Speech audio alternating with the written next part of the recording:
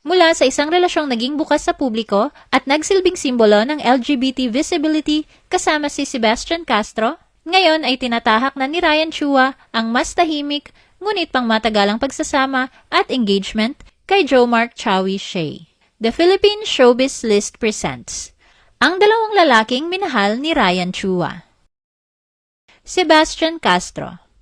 Bago pa man sila magkakilala ng personal, kilala na ni former ABS-CBN news reporter na si Ryan Chua ang model actor na si Sebastian Castro. Noong mga panahong sumisikat si Sebastian bilang internet personality dahil sa viral na music video na Bubble, isa si Ryan sa maraming humanga sa kanya. Bilang isang mamamahayag, hindi naman inakala ni Ryan na darating ang panahon na ang taong nakikita lamang niya sa internet ay magiging mahalagang bahagi ng kanyang buhay. Nagsimula ang kanilang koneksyon sa social media. Inad ni Sebastian si Ryan sa Facebook at finalo siya sa Twitter. Paminsan-minsan silang nag-uusap online, ngunit wala pa noon ang romantikong intensyon sa pagitan nila. Isa lamang itong ordinaryong pagkakaibigan na unti-unting lumalalim sa bawat pag-uusap. Noong 2013, nagkaroon sila ng pagkakataong magkita ng personal nang imbitahan ni Sebastian si Ryan sa kanyang art exhibit. Ayon kay Ryan, walang pilitan o ligawan na may kasamang tsokolate at bulaklak sa kanilang unang pagkikita. Natural lang silang nag-usap nang walang kailangang patunayan. Hindi agad naging sila matapos ang exhibit dahil kapwa sila umalis ng bansa. Si Sebastian ay lumipad patungong United States habang si Ryan naman ay nagtungo sa United Kingdom para sa kanyang journalism scholarship. Sa kabila ng distansya, patuloy ang kanilang komunikasyon sa pamamagitan ng regular na pagsa-Skype, kung saan pinag-uusapan nila ang politika, showbiz at mga bagong kanta ni Sebastian. Pag-alala ni Ryan, naging matalik muna silang magkaibigan bago pa man may umamin ng pag-ibig. Nang matapos ang scholarship ni Ryan, bumalik siya sa Pilipinas at nagpasya silang magsama sa iisang tirahan. Noong April 2014, opisyal na kinumpirma ni Ryan ang kanilang relasyon sa pamamagitan ng isang larawan sa Instagram habang bumibisita kay Sebastian sa London. Hindi tulad ng maraming LGBT couples na pinipiling manatiling pribado, nagdesisyon silang maging bukas tungkol sa kanilang pagmamahalan. Ibinahagi nila sa social media ang kanilang mga larawan, paglalakbay at mga simpleng sandali bilang magkapareha. Para kay Sebastian, malaking bagay ito dahil karamihan sa kanyang mga dating relasyon ay may relasyong kailangang itago. Sa unang pagkakataon, naranasan niyang magmahal nang hindi kinakailangang magpanggap o matakot sa opinyon ng ibang tao. Ayon sa kanya, si Ryan ang naging bahagi ng kanyang unang tunay na seryosong relasyon. Sa loob ng 4 na taon, sama-sama nilang hinarap ang mga papuri at batikos mula sa publiko. Ngunit sa kabila ng mga negatibong komento, pinili nilang manatiling tapat sa kanilang sarili. Unti-unti silang naging isa sa mga pinaka-visible na LGBT couples sa bansa at nagsilbing inspirasyon sa maraming taong natatakot pang ipakita ang kanilang tunay na pagkatao.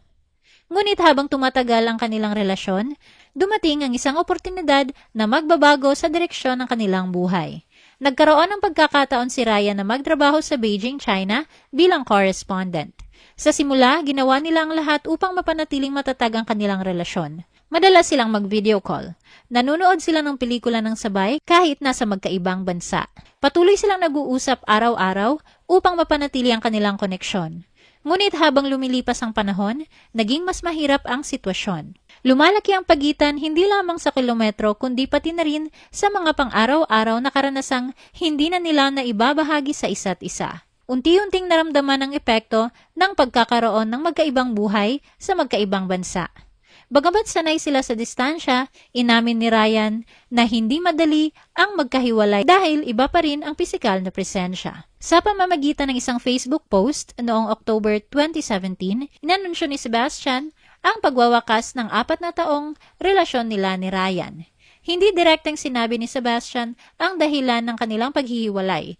Ngunit binigyang diin niya ang kalagayan ng LGBT community at ang hirap ng pagbubukas sa kanilang relasyon sa loob ng kanilang industriya. Sa kabila ng kanilang paghihiwalay, sinabi niya na masaya silang nagawa nila ito at pinipili nilang alalahanin ang magagandang bahagi ng kanilang relasyon. Kaugnay nito, sa isang panayam nang tanungin tungkol sa dahilan ng kanilang breakup, nilinaw ni Sebastian na walang third party o matinding away. Ayon sa kanya, ang pinakamabigat na hamon na nagpalayo sa kanilang mga landas ay ang long-distance relationship. Joe Mark Shea. Matapos ang naging hiwalayan niya kay Sebastian, naging tahimik at pribado ang simula ng relasyon ni Ryan kay Joe Mark Chowie Shea. Pareho silang nakabase sa Hong Kong kung saan unti-unti nilang binuo ang isang buhay bilang magkapareha. Ayon mismo kay Ryan, umabot ng halos 8 taon ang kanilang pagsasama kung saan namuhay na sila na parang isang mag-asawa.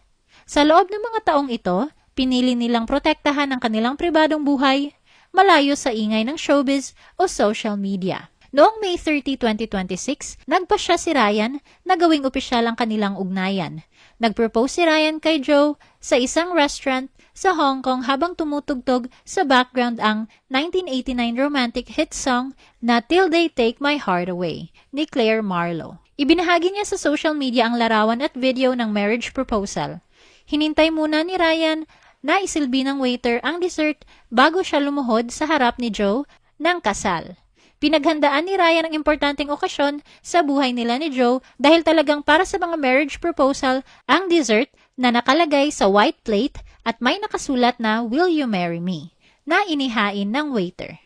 Nakaluhod si Ryan habang hawak ang singsing. Sa tagpong yon, humingi muna siya ng pauminhin kay Joe sa pagiging sentimental. Ngunit sa kabila ng lahat ng pinagdaanan nila, mga pagbabago at pagsubok, nais niyang maging si Joe ang constant o permanenteng kasama niya sa buhay. Sunod-sunod na yes ang sagot ni Joe sa alok na kasal ni Ryan bago nila hinalikan sa labi ang isa't isa at nagyakapan ng mahigpit bilang pagdiriwang ng kanilang engagement.